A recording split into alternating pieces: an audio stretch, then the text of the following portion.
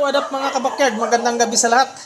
Ito mga kabakyard, i-share ko lang, napaka-epektibo itong gamot lalo na sa ubo. Mga bata, matatanda, ito ang ginagamit ko. Siguro marami nang nakilala nitong halaman na to. Ito ay oregano sa Tagalog. Yan, sa Bisaya, sa amin kalabo ito. Ayan, marami kong kinuha sa bundok. Ayan, napaka-effective ito mga kabakyard, mga kapatid, sa ubo. Lalo na yung lalamunan nyo, Makati, panay ang ubo nyo.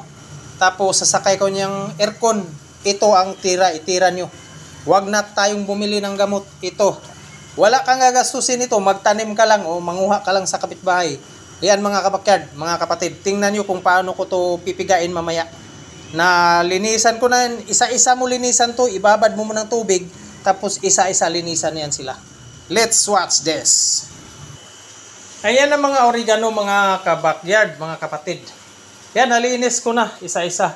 Kailangan nito mga kabakyard, linisin natin isa-isa to . Importante yan kasi siyempre para makuha natin yung mga dumi. Siyempre inumin natin yan . Ako iinom nito 100%, ito ang iniinom ko. Linisin natin to isa-isa mga kabakyard . Ayan. Ngayon pipigain natin yan, tingnan natin kung paano natin mapagawa yan. Pipigain na natin yan. Mga kapatid, kumuha kayo ng malinis na damit, kahit anong damit, basta't malinis. Tapos, ganito, gagawin natin. Pipigain na natin yan. Lalagay natin yan dito, ganyan. Damihan natin. Nalalagay na natin yan, damihan. Para marami mapiga talaga. Ayan, yan marami . Balutin natin ganyan. Tapos, i-press natin yan hanggang lumiit siya. Tapos, dito natin ilagay yung pinakakatas. Ayan. Press lang hanggang magkatas siya. Tapos, ihigpit mo ganyan, hilain mo. Tapos, press lang. Tingnan mo, lalabas itong katas. Siyempre, una, maglinis ka sa kamay mo. Siyempre. Yan. Epektibo ito. Grabe ka, to. Ito ang iniinom ko, pati ang mga anak ko, asawa ko. Ngayon kasi nagkasipon sila, may ubo, Makati, ang lalamunan. Ito ang, yan ko. Ayan diba nagkakatas na. Ayan, hanggang lumiit siya. Ganunin natin, hanggang lumiit siya. Isiksik natin. Yan.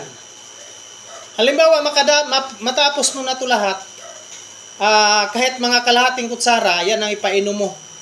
Umaga, hapon lang. Tapos, ilagay mo lang sa rip to. Walang problema to. Kahit bata na maliit. Kasi yung anak ko dati, mga 4 years old siya, pinainom ko na nito. Yan.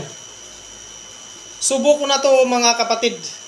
Hindi na natin kailangan na bumili ng gamot. Kung gaya sa atin na wala tayong pambili kasi ang gamot hindi mawala sa isang inuman. Magkano ang gamot? Ito, magtanim ka lang kung mayroon ka sa bakuran nyo. Kumuha ka lang ng marami talaga. Tapos linisin mo. Ganito lang paggawa. Ayan mga kares, ganito lang paggawa. Basta't linisin nyo at hugasan ng maayos.